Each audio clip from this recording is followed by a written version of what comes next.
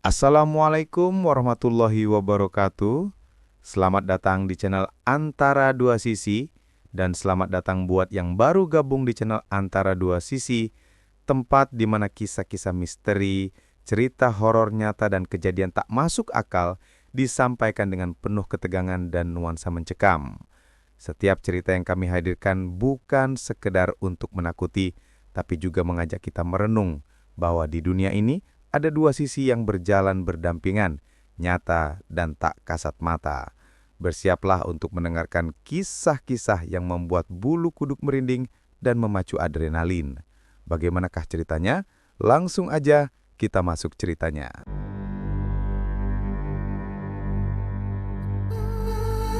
Sore itu langit terlihat mendung. Angin berhembus pelan, membuat permukaan sungai beriak kecil. Di tepi sungai yang sepi, seorang pria bernama Gito, 29 tahun, duduk termenung sendirian. Matanya kosong, menatap aliran air yang berwarna coklat keruh. Pikirannya penuh dengan masalah hidup. Sudah berbulan-bulan Gito menganggur. Usaha kecil yang ia jalani bangkrut. Uang tabungannya habis, sementara hutang terus menumpuk. Setiap hari ia merasa hidupnya semakin berat. Kenapa hidupku begini terus? Gumam Gito pelan. Sungai itu bukan sungai biasa. Warga sekitar percaya, sungai tersebut memiliki penunggu. Banyak cerita orang hilang setelah mendekat terlalu lama, terutama saat sore menjelang malam. Namun, Gito tidak peduli. Ia hanya ingin menenangkan pikiran. Tiba-tiba angin berhenti berhembus. Suasana mendadak terasa sunyi. Bahkan suara serangga pun menghilang. Gito merinding. Saat ia menatap air sungai lebih lama, permukaan air itu bergerak pelan. Seperti ada sesuatu besar yang berenang di bawahnya. Ah, mungkin cuma kayu hanyut, pikirnya. Namun tiba-tiba, air sungai bergejolak. Sesaat kemudian, sesuatu yang berwarna putih pucat muncul ke permukaan, lalu tenggelam kembali dengan cepat. Jantung Gito berdegup kencang. Ia berdiri dengan tubuh gemetar. Entah kenapa ada rasa takut sekaligus penasaran. Saat hendak pergi, suara bisikan pelan terdengar di telinganya. Gito. Ia menoleh ke kanan dan ke kiri. Tidak ada siapa-siapa. Wajah Gito pucat. Tanpa sadar, kakinya melangkah mundur menjauhi sungai. Namun sebelum benar-benar pergi, ia menatap sungai itu sekali lagi. Di permukaannya, terlihat dua mata merah menyala, menatap lurus ke arahnya. Gito berlari meninggalkan sungai dengan napas terengah-engah. Ia tidak tahu, sejak sore itu, hidupnya tidak akan pernah sama lagi. Malam itu, Gito tidak bisa tidur. Tubuhnya terbaring di kasur, tapi matanya terus menatap langit-langit rumah. Bayangan sungai sore tadi terus muncul di kepalanya. Terutama dua mata merah yang menatapnya dari dalam air. Setiap kali ia memejamkan mata, dadanya terasa sesak. Tidak mungkin, itu pasti cuma halusinasiku, kata Gito mencoba menenangkan diri. Akhirnya tanpa sadar, Gito tertidur. Dalam tidurnya, ia bermimpi berada di tepi sungai yang sama. Suasananya gelap dan berkabut. Air sungai terlihat hitam pekat dan berbau amis. Dari dalam air, seekor buaya besar berwarna putih perlahan muncul. Tubuhnya sangat besar, sisiknya pucat, dan matanya merah menyala. Gito ingin lari, tapi kakinya seperti tertanam di tanah. Buaya putih itu membuka mulutnya, lalu terdengar suara berat dan dalam. Aku bisa membantumu. Gito terbangun dengan nafas tersengal. Bajunya basah oleh keringat. Jam dinding menunjukkan pukul 3 dini hari. Anehnya, meski ketakutan, kata-kata dalam mimpi itu terus teriang di kepalanya. Aku bisa membantumu. Keesokan harinya, hidup Gito tetap sama. Ia masih tidak punya pekerjaan. Tagihan datang silih berganti. Ibunya mulai sering mengeluh karena kebutuhan rumah semakin sulit. Gito merasa putus asa. Sore itu, tanpa sadar, langkahnya kembali menuju sungai. Ia berdiri agak jauh, menatap air dengan hati-hati. Tiba-tiba, seorang pria tua berambut putih muncul dari arah pepohonan. "Kamu terlihat sedang punya masalah besar, Nak," kata pria itu pelan. Gito terkejut. "Bapak siapa?"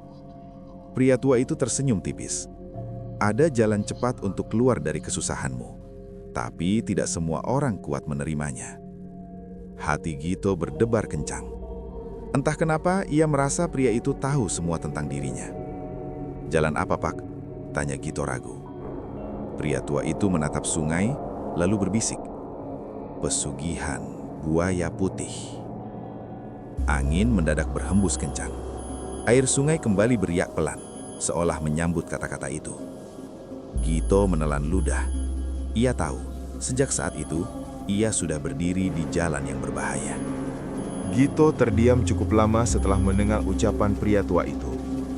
Pesugihan buaya putih. Kata itu membuat dadanya terasa berat. Ia pernah mendengar cerita dari orang-orang kampung tentang orang yang mendadak kaya, tapi hidupnya berakhir tragis. "Apa benar bisa memberi kekayaan?" tanya Gito pelan. Pria tua itu menatap Gito tanpa berkedip. "Bisa, sangat bisa. Tapi semua ada harganya." Angin kembali berhembus pelan. Daun-daun di sekitar sungai bergoyang, menimbulkan suara seperti bisikan. Gito menelan ludah. "Harganya apa, Pak?" Pria tua itu tersenyum samar. "Kesetiaan dan pengorbanan." Gito terdiam. Ia teringat ibunya, hutang yang menumpuk, dan hidupnya yang semakin sulit. Semua itu membuat pikirannya kacau. "Kalau saya setuju, apa yang harus saya lakukan?" tanya Gito akhirnya. Pria tua itu mengangguk pelan. "Malam Jumat Kliwon nanti, kamu harus datang ke sungai ini sendirian." Ia lalu menjelaskan dengan suara pelan tapi tegas. Gito harus membawa sesajen berupa bunga 7 rupa, telur ayam kampung, kemenyan, dan selembar kain putih. Saat ritual, ia tidak boleh takut dan tidak boleh lari apapun yang ia lihat. "Dan satu hal lagi," kata pria tua itu serius. "Kamu harus siap menepati janji." "Janji apa?" tanya Gito.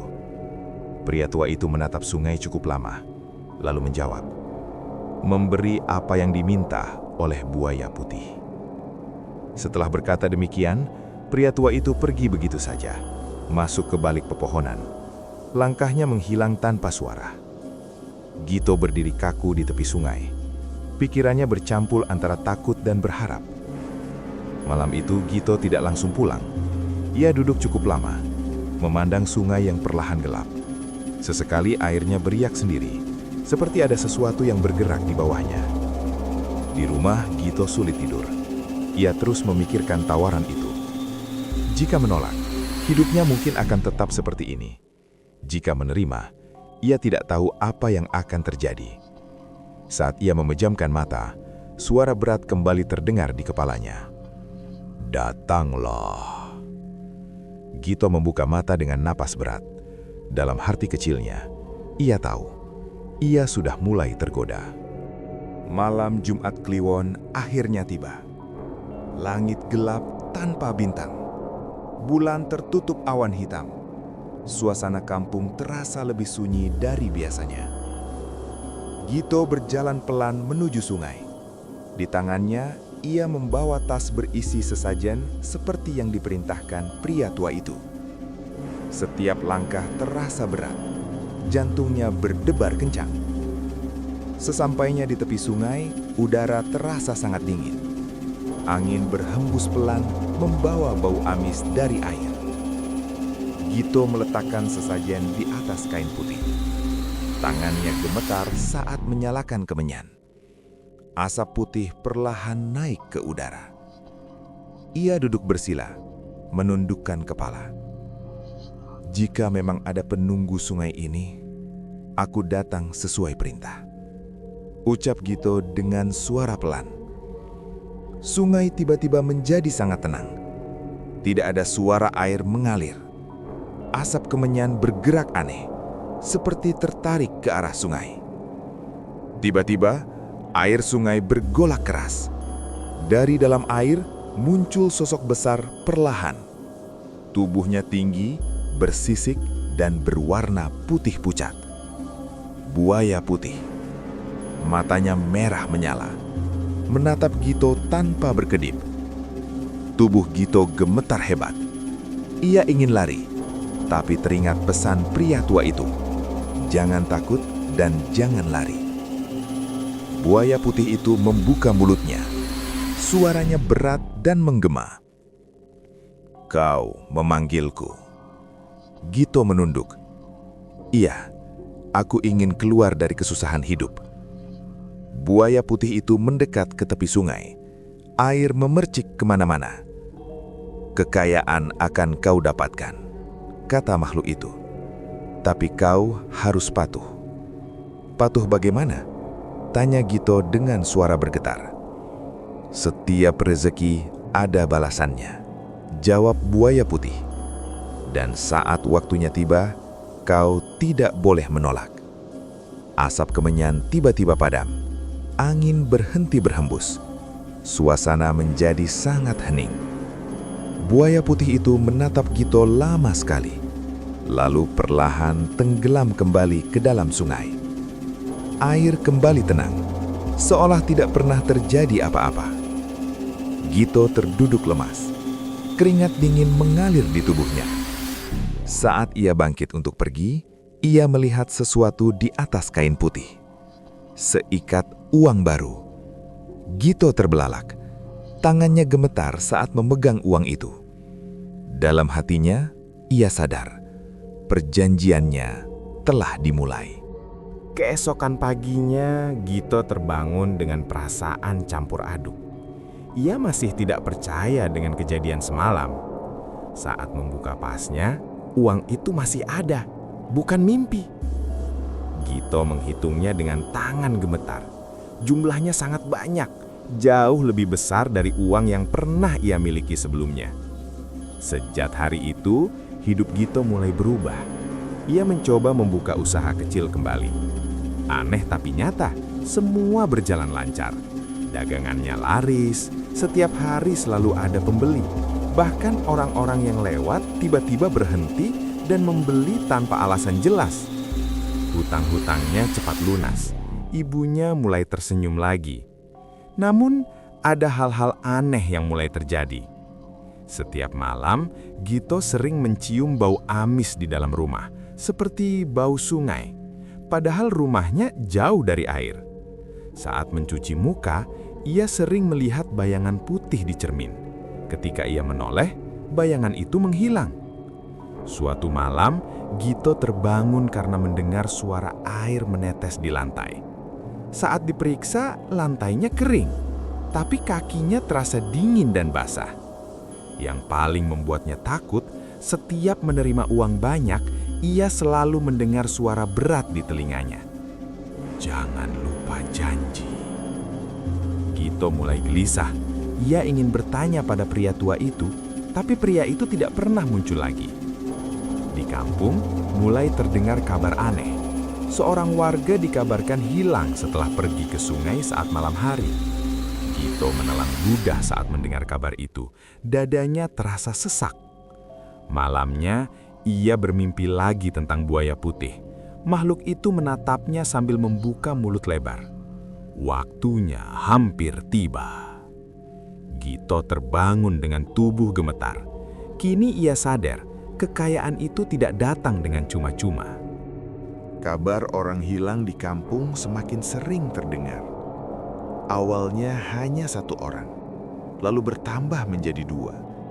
Semuanya terakhir terlihat menuju sungai saat malam hari. Warga mulai resah. Mereka saling berbisik, takut keluar rumah saat gelap. Gito hanya diam setiap kali mendengar kabar itu. Hatinya tidak tenang. Setiap kali ia menerima uang besar dari usahanya, rasa bersalah muncul. Ia teringat suara buaya putih yang selalu berkata tentang janji. Suatu malam, saat hujan turun deras, Gito kembali mencium bau amis yang sangat menyengat di rumahnya. bau itu lebih kuat dari biasanya. Tiba-tiba, suara berat terdengar jelas di telinganya. 1 telah diambil. Gito terduduk lemas. Tubuhnya gemetar. "Ini bukan aku. Aku tidak melakukan apa-apa," bisiknya ketakutan. Namun suara itu kembali terdengar. "Kau telah setuju." Sejak malam itu, mimpi Gito berubah menjadi lebih mengerikan. Ia selalu bermimpi melihat orang-orang yang hilang berdiri di tepi sungai dengan wajah kosong dan mata hitam. Suatu sore, Gito melihat jejak basah di depan rumahnya. Jejak itu besar, seperti bekas seretan tubuh berat. Jejak itu mengarah ke sungai. Gito menutup mulutnya menahan panik. Ia mulai menyadari bahwa tumbal sudah mulai diambil. Malamnya, pria tua itu akhirnya muncul lagi di tepi sungai. "Kau sudah merasakannya, bukan?" kata pria itu tenang. Gito menatapnya dengan mata berkaca-kaca. "Ini semua salahku." Pria itu menggeleng pelan. "Bukan salahmu. Ini harga yang harus dibayar." "Berapa banyak lagi?" tanya Gito dengan suara bergetar. Pria itu menatap sungai, lalu menjawab singkat. "Selama kau ingin tetap kaya." Gito terdiam. Dadanya terasa sesak. Ia sadar, semakin banyak rezeki yang ia terima, semakin banyak nyawa yang harus dibayar. Dan yang paling membuatnya takut, ia tidak tahu siapa korban berikutnya. Sejak malam bertemu pria tua itu, Gito merasa tubuhnya tidak lagi sama. Setiap malam, tubuhnya sering terasa dingin, meski cuaca panas. Tangannya kadang bergetar sendiri, terutama saat mendengar suara air. Saat bercermin, Gito terkejut melihat matanya tampak merah dan wajahnya terlihat pucat seperti orang sakit. Suatu malam, saat mencuci tangan, ia merasa kulitnya terasa kasar, seperti ada sisik halus. Gito cepat menarik tangannya dan menatapnya dengan takut. "Tidak, ini tidak mungkin," bisiknya. Namun perubahan itu terus terjadi. Gito mulai tidak tahan berada jauh dari sungai. Setiap sore, kakinya seperti bergerak sendiri ingin menuju ke sana. Jika tidak pergi, kepalanya terasa pusing dan dadanya sesak. Yang paling menakutkan, ia mulai tidak merasa kasihan saat mendengar kabar orang hilang. Ada suara dalam dirinya yang justru merasa puas. Gito menangis ketakutan. "Apa aku mulai menjadi seperti mereka?" katanya pada dirinya sendiri. Suatu malam, dalam mimpi, buaya putih muncul lagi. Kali ini lebih dekat. "Kau mulai menjadi milik sungai," kata makhluk itu. "Aku tidak mau," teriak Gito. Buaya putih membuka mulutnya lebar. "Perjanjian tidak bisa dibatalkan." Gito terbangun sambil berteriak, keringat dingin membasahi tubuhnya. Keesokan harinya, warga kampung menemukan pakaian seseorang mengapung di sungai. Tidak ada mayat, tidak ada jejak. Gito berdiri di tepi sungai, menatap air dengan kosong. Tanpa sadar, bibirnya tersenyum tipis. Saat itu ia baru sadar, pesugihan itu bukan hanya mengambil tumbal, tapi juga perlahan mengambil jiwanya. Gito mulai sadar, ia tidak bisa terus seperti ini. Setiap kali melihat sungai, dadanya terasa sesak. Wajah-wajah orang hilang sering muncul di pikirannya, terutama saat malam hari. Mereka menatapnya tanpa suara, seolah menuntut keadilan. Suatu malam, Gito nekat kembali ke sungai sendirian. Ia berdiri di tepi sungai dengan tangan gemetar.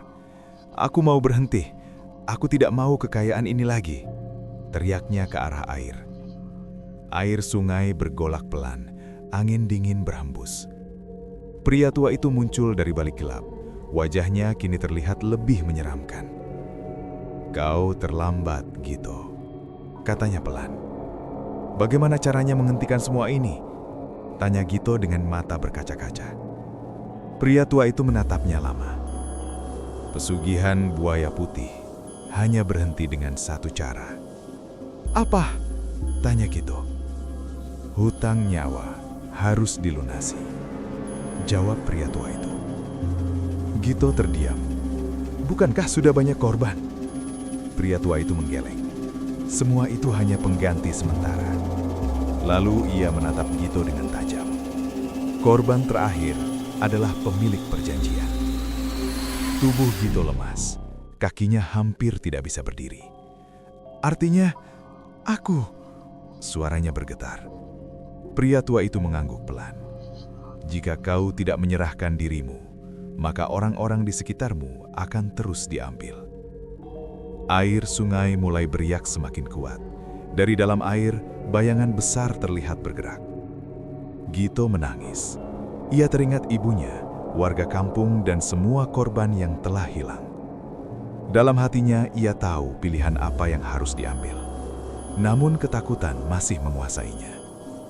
Buaya putih muncul perlahan ke permukaan. Matanya merah menatap Gito tanpa ampun. Waktu hampir habis.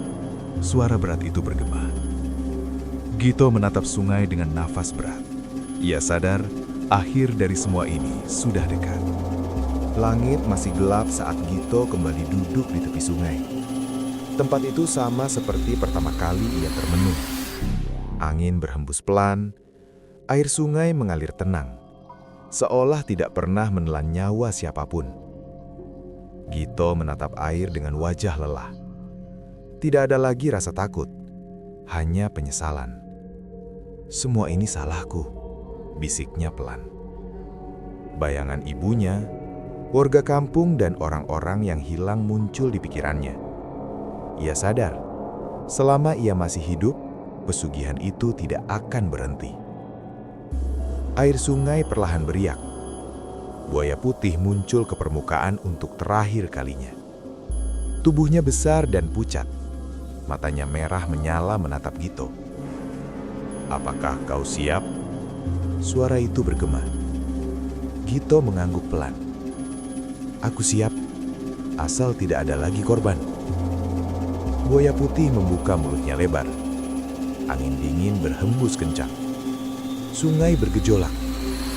Gito berdiri, lalu melangkah maju tanpa menoleh ke belakang. Sesaat sebelum tubuhnya masuk ke air, Gito berdoa dalam hati. Air sungai menelan tubuhnya perlahan. Tidak ada teriakan, tidak ada perlawanan. Pagi harinya, warga kampung hanya menemukan jejak kaki menuju sungai. Tidak ada jasad, tidak ada darah. Sejak hari itu, kejadian orang hilang berhenti. Namun, warga sering melihat seekor buaya putih muncul di sungai saat senja. Matanya tidak lagi merah, tapi terlihat kosong.